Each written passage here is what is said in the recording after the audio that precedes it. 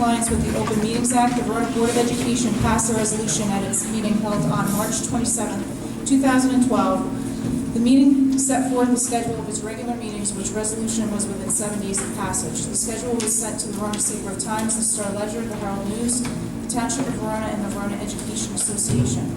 Postings of this meeting setting forth the time, location, and agenda were posted in each of Verona's 6 schools, the board office, and town hall. This posting was also sent to the above newspapers, all SCA presidents, and SCA liaisons. The Verona Board of Education operates under consent agenda format. Any board member has a right to have an item told to be voted upon or discussed separately. Copies of tonight's agenda and resolutions have been made available to the public present. Mr. Waugh? Mr. Enos? Here. Mr. Elliott? Here. Mr. Molino? Here. Mr. Patrici? Here. Okay, we have our end of summer / beginning of school year meeting tonight, which is part work session and discussion on a number of things, and a hefty list of resolutions, most of which are the normal resolutions that you get through the summer in preparation for the new school year.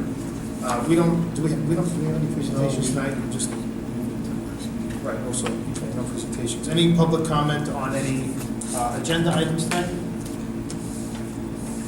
No. Okay. Why don't we do committee reports? So the first committee report is education. I need to log into my handy transport here.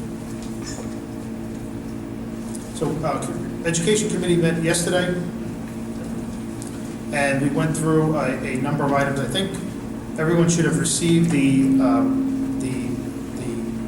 agenda for our curriculum committee. So there's a couple of goals on it. If you didn't get it, I'll send it out. I'm not sure if you want the original mail that Ms. Jewett sent out, so I'll send it out.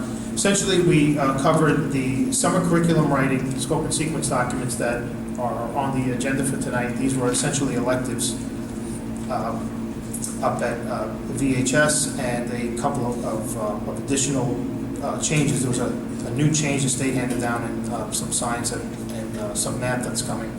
There's going to be some more curriculum writing this year for the following September 2013, but all curriculum documents are up to date with the last bits that we're voting on tonight. We covered reading and writing workshop, preparation and materials, test results for HESPA, NJS, and AP, which has been circulated, and a lot of that's finding its way into the fact book that Mr. Forte will talk about in a little bit. Update on the teacher evaluation system. There's been 2 days of training that we've shared with Glen Bridge, so that happened yesterday and today and is moving along sort of on plan. New teacher orientation is scheduled for Thursday. September the 5th is going to be a professional development day for all staff. We went through the agenda of that, which is in the packet. Covered some last minute budgeting and status of orders of materials that have to be here for September. It looks like they're just going to make it in under the wire with some of the vendors and hammering that. We did talk about a policy proposal that will leave to the details to a future presentation as the policy takes shape, but it's a 3 failures policy, and it is something that high achieving districts tend to have, and we don't have one here. What it essentially says is that if there are essentially, assume at the high school, there are essentially 6 grades in a report card in a given year. You have the 4 marking periods, midterm, and final, a total of 6 grades. If a student were to fail 3 of those grades, they need to repeat the course. Right? It would be what the policy is, unless there's some kind of other mitigating circumstance. But today, without such a policy, a student can fail first marking period, second marking period, maybe the midterm, do real well in the 3rd marking period, the 4th marking period, and the final, and get a passing grade for the course. Mathematically, you get a passing grade for the course. The reason to have the policy considered, according to the curriculum director, is that although you'd get a passing grade, you probably have not mastered the content that you failed for half that period of the year, and therefore you pose a risk in your future courses on a cumulative basis. So we don't have a policy to propose. We don't have a fait accompli that we're going to do this. We do have some research being done to evaluate whether that's something that is appropriate for Verona. We covered 3 policy updates, which Mr. Forte, I believe, is going to speak about. One is around assessment, the field trips, and chaperoning, and policies for both staff and teaching staff and non-teaching staff on social networking.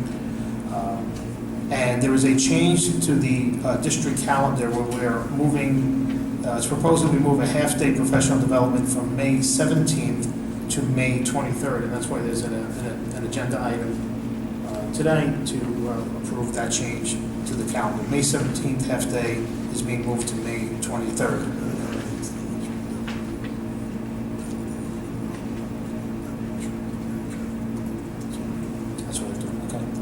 And then lastly, we did add to the agenda the YMCA topic. The YMCA, we had a fair amount of dialogue in the winter and early spring about enhancing our aftercare program, possibly bringing in-house. The decision was to work with the YMCA and improve that program. The YMCA has a new director who's going to be on the Verona premises for the aftercare program.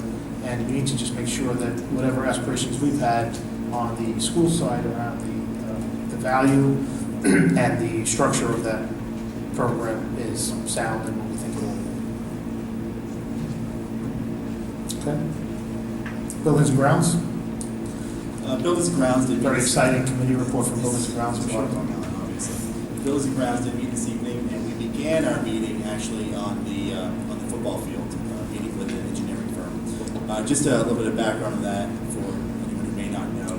We had a situation that came to light last week during one of the football practices where a sinkhole opened up on the field. And in appearance, it wasn't just the normal sinkholes that we have experienced in the past. It seemed to be a shaft of some sort. The field was closed. Obviously, there's a health and safety issue going on with that. The immediate response is that we filled in the hole. It was about 15 feet deep with fill and then gravel and smaller debris. Capped it off with steel plate and put the sod on top. So that resolved that issue. But the bigger question is, what else is happening on the field? We've had some situations in the past. 10 years ago, there was in the end zone, there was a sinkhole that opened up as a result of decaying debris. This was not the same situation, but it just raises the issue again that we have a football field, and we need to have a plan to deal with it. So what we've been doing is Mr. David met today with one engineering firm, and then we met with another engineering firm this evening, just to get their recommendations, how we should proceed. Essentially, what the recommendations that we're receiving are that until it's really clear to be open, we first step is to contact the county, see what try to get the plans that have exist historically for this property, see what was on that field at a point in time, going back, as far as we can find. So see if the county has any records of what was on the field. And then use a ground penetrating radar to scan the field, and that's non-invasive at this point. It's just dragging something behind a tractor to get a snapshot of what's in the ground. Then try to match that up with any records that we can find to try to identify any other anomalies that may be in the field. Once things are identified, or maybe not identified, but if things are identified as potential issues, then we can take some test pits to see what the situation is in those areas. Now, this is going to take a little bit of time, and certainly will impact some of the scheduling, and I think maybe athletics will talk about that. I don't have the details on that, so I'll leave that to the athletic committee for their report. But we're proceeding with this. I'll call phase one of the project is just trying to identify what's there and see how quickly we can at least short term make the field safe to reopen. Of course, it opens up a bigger issue of if there's significant issues, how do we really move forward? I mean, in the past we've tried to, as a board, we've put out for a vote a couple of referendums to try to upgrade our fields. They were both defeated. I know we've talked about as a board in the past the possibility of doing this again, but I think we need to evaluate and coordinate with the town. What's the plan for the fields? How do we want to move forward? Because right now we're going to have to put some money into this just to make it safe for the short term. So the engineering firms are, at least one of them is preparing a proposal that's going to include, as I understand it, the research of records with the county to see if there's anything that's factually identifiable about what's below ground. That's correct. Right? At the same time that that's happening, the costing of bringing in the ground penetrating radar, right? And then based on what that finding is, we may be completely fine, We might be, sure. or we may say, oh, dig a hole here, dig a hole there, and let's see what's down there. Correct. Right? And then based on what's down there, then we go fix it. That's the short term. That's the goal plan now. Whether when you uncover something that's not fixable, then you go on to some Then other. we'll have to deal with that. And any sense of the timing of how long does it take them to come back with a proposal to come in and do what they need to do, so we can tell. My gut, because only when you look at the age of what we think it is, I'm not a big fan of the. I'm not thinking we're going to go down to town hall in Newark somehow and they're going to Sure. pull out some blueprint that's going to. No, that can kind of happen at the same time. They're going to come back with a proposal very quickly within a couple of days as to what the scope of the project and what the expense will be. So the bottom line is, and that, you said athletics, but we're going to. Sounds like what we're doing at the moment is dealing with this week by week until we know further. Is that Absolutely. Right. By the time this is all said and done, speaking with an engineer today about it, it will impact the first home football game this season. It's hard to imagine a scenario where that's not impacted. Right, but beyond that, if the penetrating radar says everything's fine, that might Potentially we could be open that it might be for- the extent of it. So if we could take a minute just to explain to the public, if anybody who doesn't know the story about what this is. So Glenn described as we've had sinkhole problems on that property. It's on this side, right? The football field, what's now the football field, if you're on the home sideline, like the Verona bleachers, half the field that's closest to the school, left to right, that's like natural ground. When you get to the middle of the field, sort of, and beyond, that's all fill that was put in somewhere in the late 50s, right? To It's build like, up actually, it's like the 70s. 70s and they put in. So 72, I think. So they filled it up in somewhere in the 50s and 70s. And when I get to the story, you realize, that's really based on the age of the rest of this stuff. So so the far side of the field, the visitor's side, end zone to end zone is what's been built up. The sinkhole problems that we've had in the past, the drainage problems that we've had in the past, all the rest of that are almost always related to that far side of the field. We have the fill and it's got tree trunks in there. and Poor stuff. quality fill deteriorates, decomposes, Yeah. creates. It's basically Collapses mass, in not soil. density that's down there. So that's why we have those issues on that end of the field. What happened last week was what was uncovered was a man-made shaft that's about 3 foot round diameter that goes down about 15 or more feet straight down into some underground structure that we don't know if it's a room down there, we don't know if it's a piece of a tunnel down there, and we don't know what its purpose was for, although there's a metal pipe that's about a 2-inch Yeah, it's like diameter pipe, looks like an old metal that's cut off that goes down into the blackness of the hole. And if you shine a light down there, you see a bunch of rocks. That's all we know.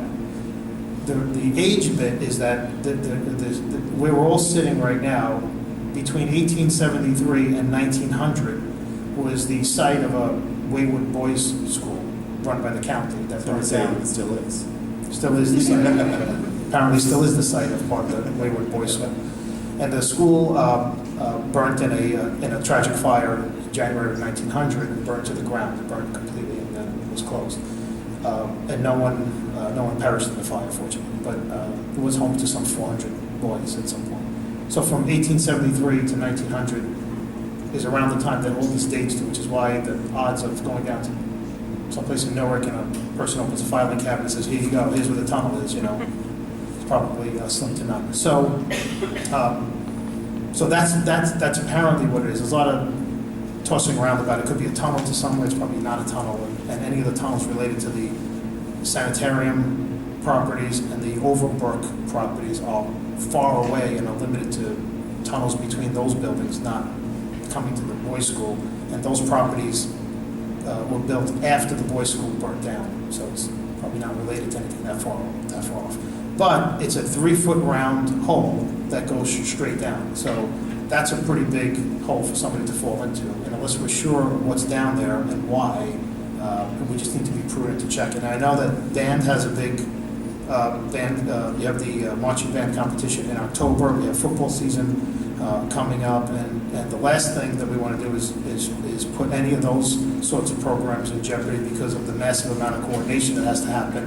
And then if we get into the business of moving football up to Centennial or something like that, the knock-on effect to the youth groups is an order of magnitude that no one here wants to have to deal with, believe me. So the goal is going to be to quickly check the field out and say, you know what, we can open it and it's safe to run around in, and if there's something identifiable, we'll dig a hole and see what it is and remediate it. This particular thing that popped up, I think it was Wednesday or Thursday?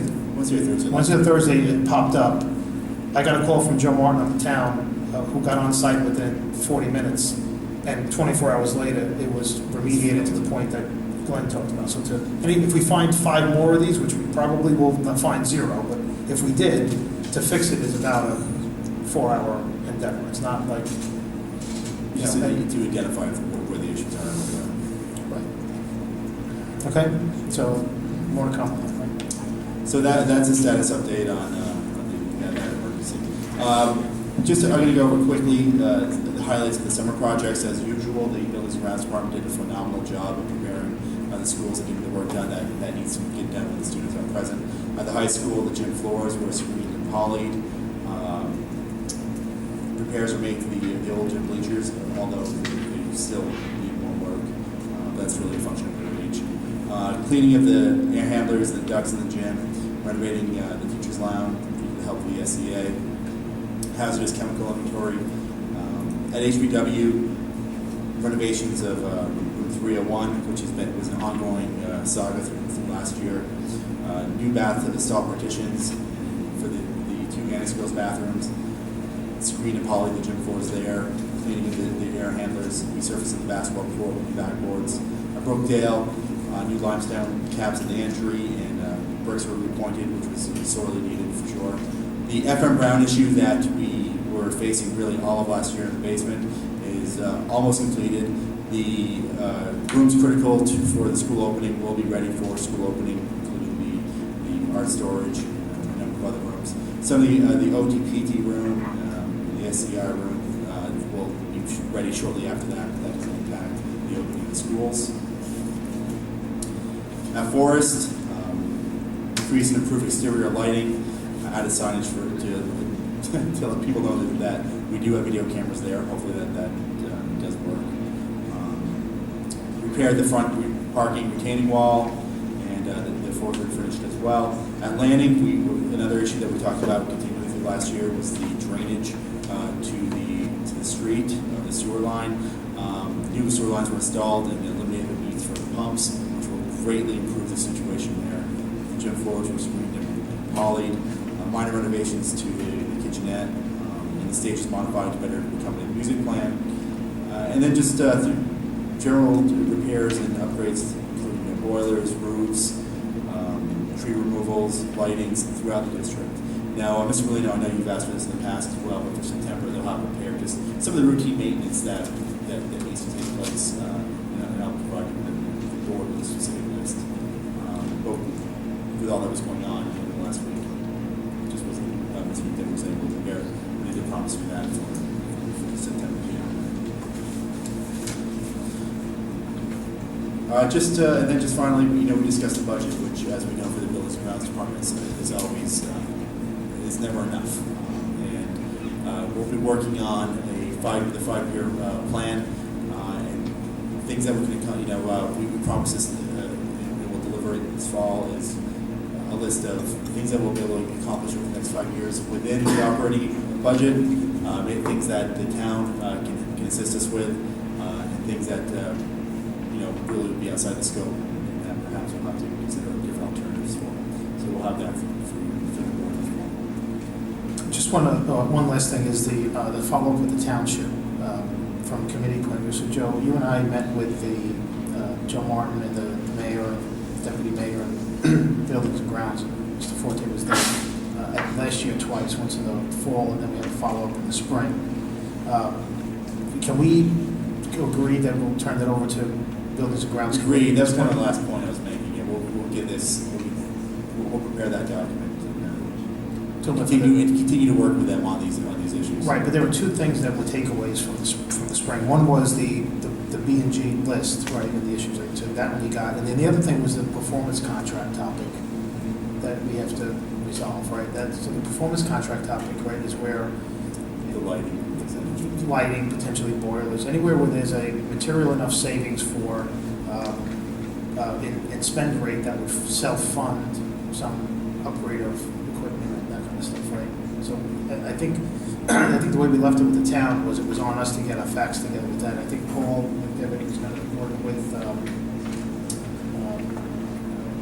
Jay on the town side to see if there, what was it, so that they would help validate what were the things that seemed sensible to propose even for the performance contract, and then get the firm in here, if it's Trey or whoever, may want to look at it and see what they thought about bidding on that.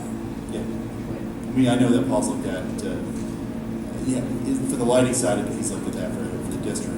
Right. And we'll converse with the town. And to see what they do about the boilers, maybe the boilers as well, because that's a big ticket. So those two topics, right, the punch list with the town and then, okay. Athletics? Good evening, everyone,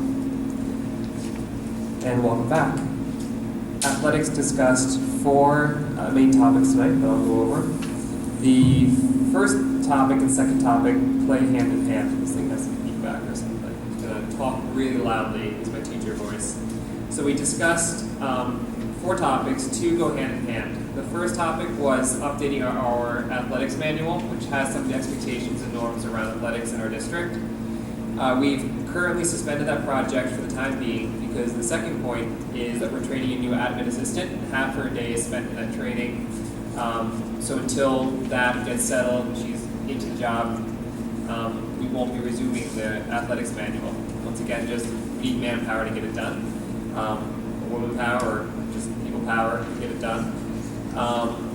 And then the third discussion topic was the football field with the whole outside here. And that's been discussed a lot tonight, so just to highlight some of the things that were said, we are evaluating with the vendor. We do have contingency plans in place, so we're definitely not waiting until October 5th to decide that we won't be able to use the field possibly, so we are definitely going out October 5th, 6th, onward to make sure that worst case scenario, that our students have a place to go for these athletic events. And we're not going to go as far to say that the first football field game won't happen there, but we are definitely making plans in case it doesn't, just to make sure that we can accommodate, the community has advance notice, and everything does run smoothly. Just seems like the prudent thing to do. And then finally, I had an opportunity on this last point actually to go down and see the track. The track has been in place for about 10 years. I remember when I was here and I was getting put in, that was my junior year, so it's kind of interesting to see it come full circle, but it's time to be redone. In the past couple of years, we've taken the opportunity to patchwork it, so there's been some spots that have come up. To clarify kind of what the track's about, is that it has more or less an asphalt around, then they put like a rubber topping on top, so you got those two elements to it. What we're concerned about is that there's some grass coming up through that rubber, and we're not sure if it's coming through the asphalt or through the rubber. Because if it's coming through that cement, right, that's a bigger problem than just putting down the new topping on it. So we're not ready to quite talk about estimates because we don't have that number yet, but we are going to go to get it evaluated for complete restructuring of it, a comprehensive assessment for replacement. If replacement's needed, then that would be the avenue that we take. If the company comes back and says it's in better shape than we thought, then we would just resurface. We are definitely looking at some creative ways of funding, and the expense is shared with Montclair Kingley Academy, because 10 years ago we entered into a joint agreement to co-fund the track. So in terms of impact on the budget, we're definitely going to be working with finance and creative funding in town and such to make sure that this is reasonable and sustainable for us, but it has definitely been elevated to somewhat of a high priority given that we don't want to end up in a situation where we're not able to use the track, because it has gotten pretty serious where if you're walking, there's sections where you kind of slide because it's literally coming up. So we're keeping a very close eye on it, and we're reading it and everything, but hopefully in the short term we'll have a clear decision as what we can do to move forward, to make sure that it's safe and usable for the long term. And more importantly, that no more damage gets done, because the longer we wait, the more it costs. We were told that by the previous vendor who patched it, that once the patch work is done and that wear is out, that it's going to be time to do your due diligence to make sure that it gets replaced. Because like I said, if that underlying structure does get damaged, then the cost does skyrocket. And it's fair to say that it skyrockets in the tens of thousands of dollars. We want to make sure that we keep the upkeep on it. Can we cover this in VG going forward? Because it's really remediation of the track, right? It's not a program that we're talking about in athletics. Throughout the past year, we've certainly, both committees have discussed the same topic of we can get on our agenda. It should be part of the, if it's a facilities infrastructure thing, that's fine. That's what Paul has, you guys have it, it's part of the whole thing with the town. Yeah, we do talk about it frequently as well. That's Finance? Yes, the Finance Committee did meet for a short meeting tonight. We didn't have a lot of weighty discussion on a particular item. We did review the closeout of the old school year, the 11-12 school year, which ended fiscally on June 30th. The estimate at this point in time, even though the audit, and I don't know, we didn't talk about the audit. We know when they're coming in. They are going to come in September. All right, the audit will be coming in September, and at That's this point, the beginning of the year. the beginning of the audit. And when does it end in October? Middle October. Yeah. Once we feel at this point in time, the projection is that once the audit is complete, that we will be able to sustain an appropriated surplus in the budget we're putting together for the 2013-2014 school year, in the neighborhood of about $200,000 to $250,000. It's presently at about 250 something, 265, and we think that once the audit is complete, that the number will be able to carry forward in the upcoming budget cycle will be 200 to 250. What we did learn is that our revenue was favorably impacted by some money we received from the state, thanks to Mr. Forte, and a program that he cultivated in the past district and has come to fruition here in this district. And then we were recipient of an extra $71,000 that the state does provide for students who are moving from out of state into Verona to move back with their families. This is something that's been available, but not many districts do take advantage of it. But we are now, and it's right now up to about $71,000 we're receiving additional compensation from the state to aid these at-risk students who now have moved back with their families. So, Joe, I'm sorry, so the 250, so this is a big deal because when we broke for the summer, the concern was that we were going to not sustain that appropriated surplus, which would have meant, that would have been a hit for the budget. Like a big hit on Yes. budget, right? Yes. But we were able to, with that little bit of revenue and whatever else rounding out that happened at the end of the year, we were able to sustain, of the 265 that we currently have, we'll be at 250, so it's a Well, 15. between 200 and 250. That is Based on the order. Well, we don't know yet. Based on Mr. Bernino's projection, we think that that's what the way that the audit will find it when it's finally done. Right, that's what I'm saying, your projection is only projection because you need the order to send it, yes. Correct. Okay, got it. Correct. So we will be able to sustain that. Again, it was helped out favorably by $71,000 in additional revenue. Plus, we did have some out-of-district tuition contracts, which we found to be duplicates or actually to be old contracts that didn't work out. So we came up a little on the lucky side on that one. So somewhere between 15 and 65,000 in the 13-14 year, Yes. that's the effect, Yes, that would be the effect. but not two something. Right, okay. That's good.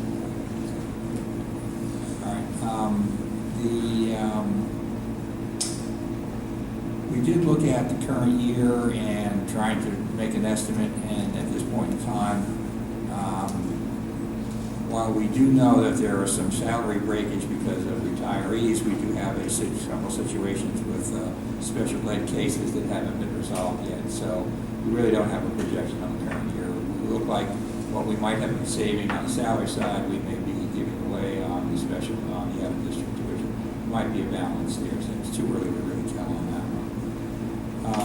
The only other thing that we talked about to any extent was the band truck. And while we look like we're doing away with the old band vehicle because we have a resolution to approve the sale of that vehicle, we didn't come up with a firm decision as to what to do about the new band truck. There was a discussion as to whether we should buy a truck, buy a new truck, buy a used truck, or not buy a truck at all and just rent it. And so frankly, at this point in time, I don't know where we are. So I would say that going into the new year, if we had to open up the new year, it would probably be on a rental basis at this point in time, because we really haven't come to a decision on that, unless somebody wants to add something that I didn't hear.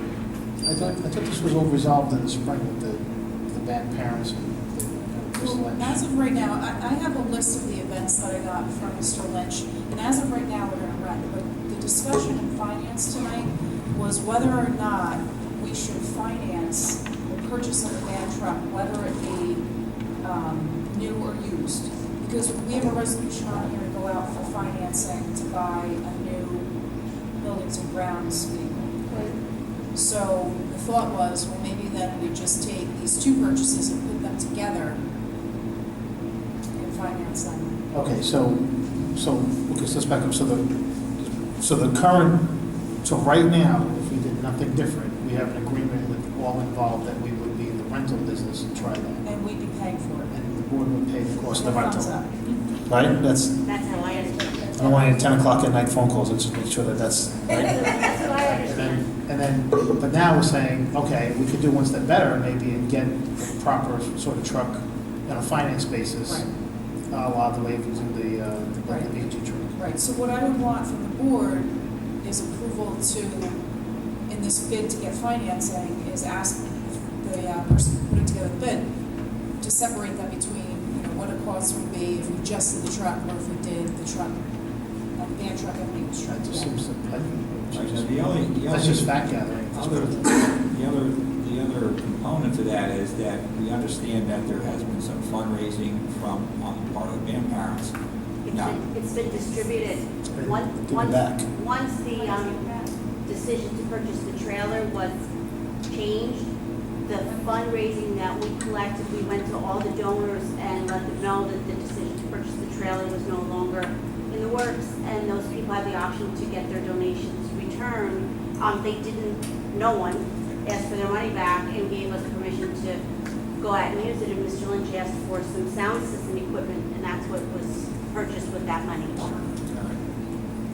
all right, well, so we have a decision to make. Right now, we're in the rental business until further notice. Right, so the rental business is what we already agreed on. We just gotta make sure. And we'll look into what the cost would be on a purchase basis, on a financing.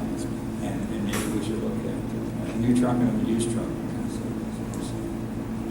And that was about it. That was the extent of our report. Superintendent's report? Okay, we have developed a policy.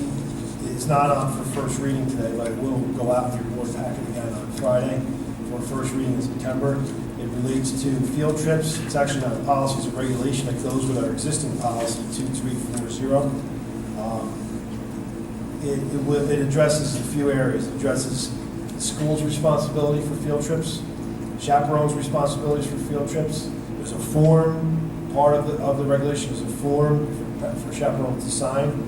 It also addresses the selection process for chaperones and the selection process for actually going on a field trip. And it also addresses the validity of the educational value of a field trip. And that will be coming out to you again on Friday. I gave it to you a while ago, but I didn't want to put it back in today, so we'll do it so you can review it, and we'll have it for a first reading the week after. Next thing we're working on is a change to the way we do graduation for the middle school and the high school. In order to provide what we think is a venue that does the proceedings justice, we have gotten a deal to offer our graduation for the middle school and the high school at Caldwell College on June 21st, 2013. The morning would be the middle school graduation, and I was at the middle school graduation last year. The middle school graduation, it was probably about 100 degrees in the gym. You were there. Yeah. And I don't know if I'm correct, but I would say there was about 100 people that couldn't get a seat. About 100 people that couldn't get a seat. So that was a problem. And I think we need to do something in the future. And in the high school, for the last 2 years, the weather has been a cause of some problems. One of the things 2 years ago was we had rain. And when you have rain, you have to have it in the gym, and now you have a 100-degree day. And what happens is you're not really offering a venue that can support the kind of festivity we want to have for the kids. In other words, for this year, we had a 90-plus degree day. Several other local districts in New Jersey had a lot of problems with their graduation. Several students were taken away in ambulances for heat exhaustion. And I talked a little bit about this before too, that, students are already excited that it's graduation. Parents, grandparents are already excited. So you add in the fact that it's 90 plus degrees, the heat index, whatever it is, it's very hot, the sun's beating on you. So what we did was we made our hour-and-a-half graduation into an hour. And we feel like that's not really, doing the services justice. So this new facility, it's another positive thing of it. It's on a college campus, which we're trying to promote college experiences for students. It's the parking is plentiful. It seats 2,500 people, and it has air conditioning. It's just a really nice venue. The whole facility is only 10 years old, and I took both the principals up there, and we have the contract that's in your agendas to approve. How many tickets we give out for the high school graduation? I'm not sure, maybe some. Four, And then you can ask for some more. You get six outside, two in the reserve, I think 4 in reserve and 2 extra. 10 total. 10. And this year we offered the reception, we offered a group to watch the ceremonies. I think the thing is How many that kids that's, getting there? so this one step at a time. Sorry. So the seating bit is a big deal because the capacity for what we do today is something less than 1,000 people. This allows it to, you'd have tickets for 2,500 people. Well, stand-up grounds. Said it's open to the town to come to. That's right. So there's a call out, the town can't come watch the students graduate. We'd have to work out the fact that we'd have tickets, but there'll be an increase in the number of tickets that you can give out. So I presume that people that come from the town are coming to because they have an interest in being there for something, right? You walk up and you walk. Right, so you'd have 3 times the number of tickets to give out than what we currently do. That would cover those people that come in and stand in the dress. How do the kids get there? That's all things that the administration will work out. But there are a lot of other things that are positive about it. Another thing is the acoustics are going to be done in a better way. We'll have big screens where we're going to have a slideshow. And it won't be a rush ceremony. That's the big thing. I mean, let's face it, if it's an 80-degree and breezy day or 75 degrees, everybody's going to think it was a bad move. If it's pouring, everybody's going to say that was a great move. Or if it was 100 degrees, everybody's going to say it's a great move. So obviously the weather's going to be a factor even this year too. This next thing I want to talk about, the AP scores, I really want to highlight this. There's a couple things on here that have to be said. It's just amazing. I want you to understand the difference between what we did here. So in 2011, we had 89 different students taking AP exams. That was the 10-11 year, you say 2000? Yeah, the spring of 2011. So for school year 10-11, right? We had 89 students taking a test, different students. In the spring of 2012, for the 11-12 school year, we had 127 different students taking exams. The number of exams increased from 183 to 271. So here we are, we added 40 students, 40 different students took exams. Almost 100 more exams were taken. And here's the stat that I think is amazing. You went from, with that increase, our students who scored a 3 or above, the percentage of students that scored a 3 or above went from 66.3 to 74.8. So an 8% increase in the number of kids that got a 3 or above, while we increased the amount of kids taking it. Because we allowed other kids to take the classes that normally may not have qualified. Now they did. And our 3s actually went up. You would expect to see, when you raise the amount of kids to do it, you would expect to see some things to go down, but we actually went up. That's an amazing thing. 2 other very important things. Well, here's another one. The College Board has these different categories of scholars. They're called AP scholars. And there's a couple different categories. We had 16 of our students, 16 out of 127 students were categorized into this AP Scholars Program. Here's the last stat, and I think this is amazing. We had one student who took more than 9, but on 9 tests, he got a 5. He got 5 on 9 tests. Now, the reason for the public, if they don't know why we're so excited about all this stuff, and plus the 3s, is because if you get a 3 or above, your chances of getting credit in college increase. So some of the students, and again, it depends on where you go to school.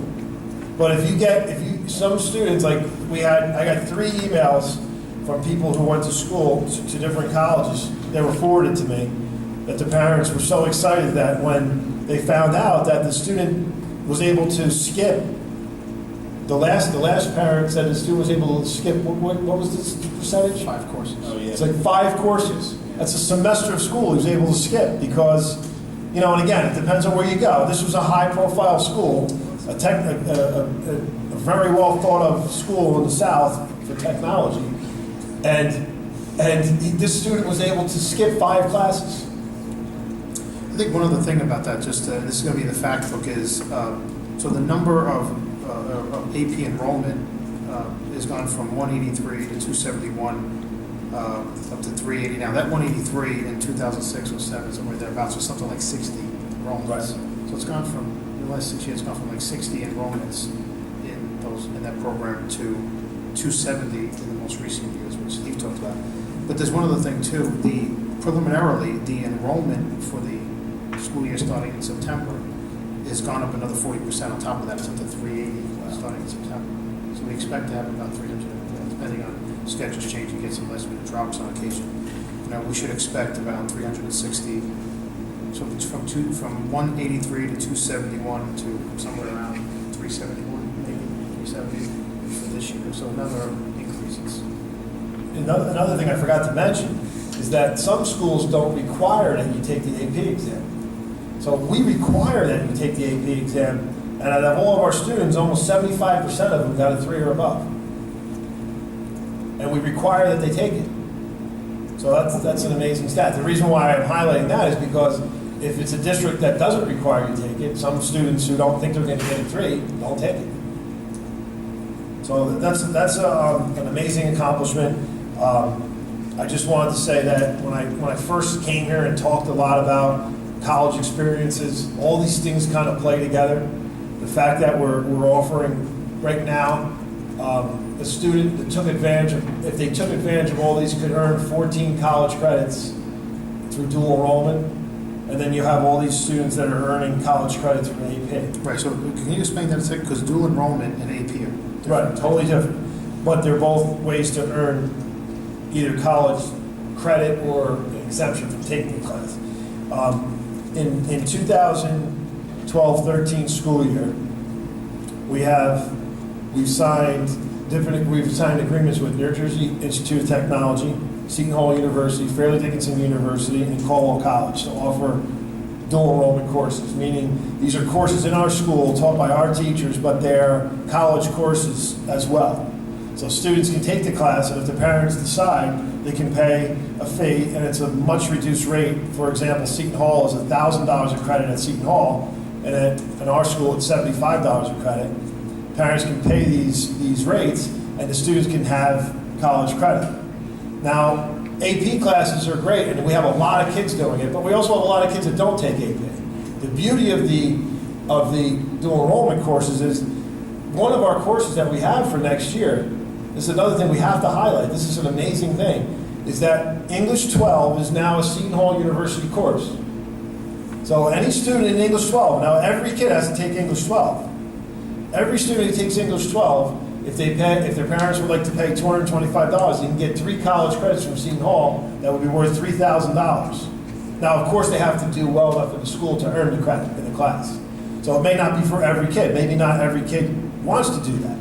It's just another way to allow students to pick up these college credits. And the fact that we signed with NJIT, I think, is another excellent example. We have a course, computer science. Kids can get 3 college credits from NJIT. We had a summer class, Caldwell College course, for 3 credits. We had 10 people taking it. They were able to get 3 college credits. And we also have Careers in Education, which is an introduction to teaching that students can get 4 credits through Fairleigh Dickinson University for $70 a credit instead of $900 a credit. And they can also skip like the introduction to teaching if that's the decision they want to do. And another nice piece about that is 18 students signed up for that. And another piece of it, and I probably talked about this a lot, but I know you guys know I get excited about the college part for our kids to have ways to earn college credit, is that when they take this Careers in Ed, they're going to learn in the classroom about being a teacher, but then they're going to go out in our own buildings, in our own schools, and they're going to get a practicum experience in their senior year to see if that's something that they want to do. So these are pretty good things that we're moving towards, and we're trying to move towards positive college experiences for all kids, not just the AP, but all kids.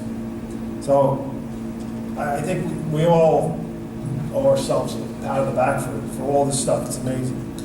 The strategic plan update, right now we're working on some dates and inter coordinators.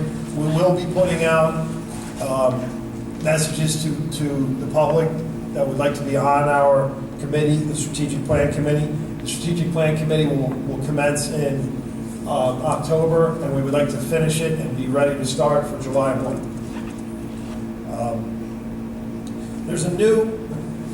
I'm one of the new superintendents in the state, and when the new Christie administration came out and they made the cap, there's new parts of a superintendent's contract. One of them is what it's called is a merit goal. And I've developed 5 merit goals for me that need to be presented to the Board of Education.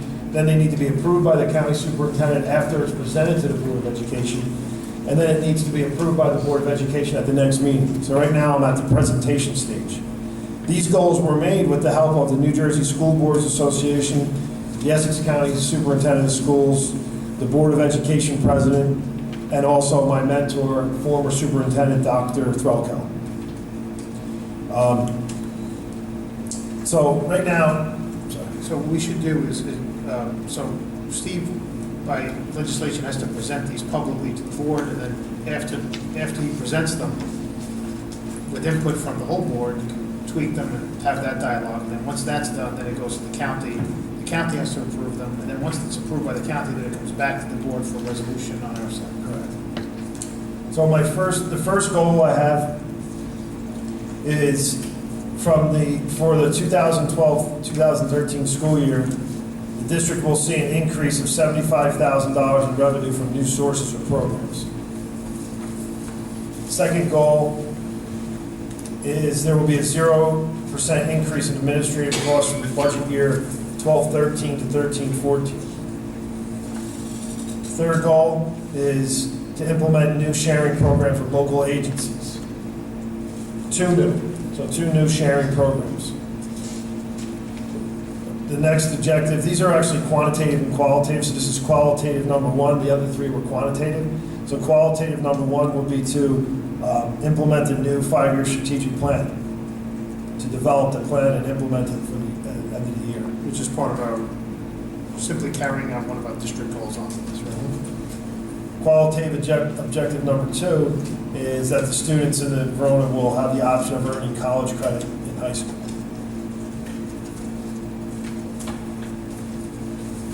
Any questions about the merit goals?